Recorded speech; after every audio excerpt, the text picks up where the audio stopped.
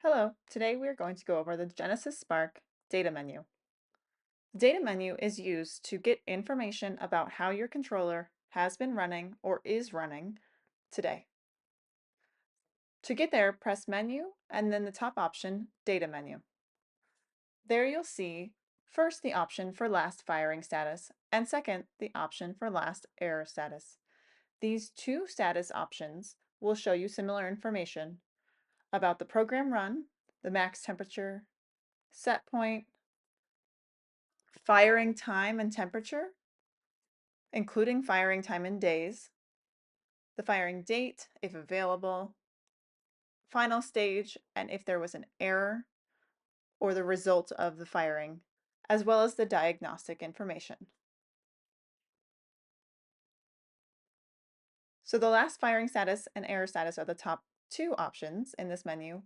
The next three options, the last manual diagnostics, factory diagnostics, and last element change, all provide diagnostic information.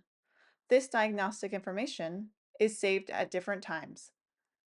The last manual diagnostics is saved when you go to the diagnostics menu and run manual diagnostics.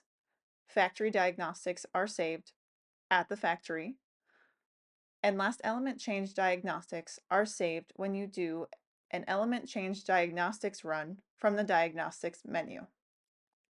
We'll press last element change, and here you'll see an example of what you will see if you press any of the diagnostic options. Now to the last two options in the data menu. First, the export log files. This option will show you a network address where you can access a log file locally. The final one is kiln information, where you can get your kiln serial number, MAC address, and firmware version for help with troubleshooting or connecting your kiln to KilnAid. Thank you for watching this video about the data menu with the Genesis Spark. If you have any further questions, we have manuals and other references online on our website. You can sign up for our e-newsletter, or please contact us and we are happy to help. Thank you.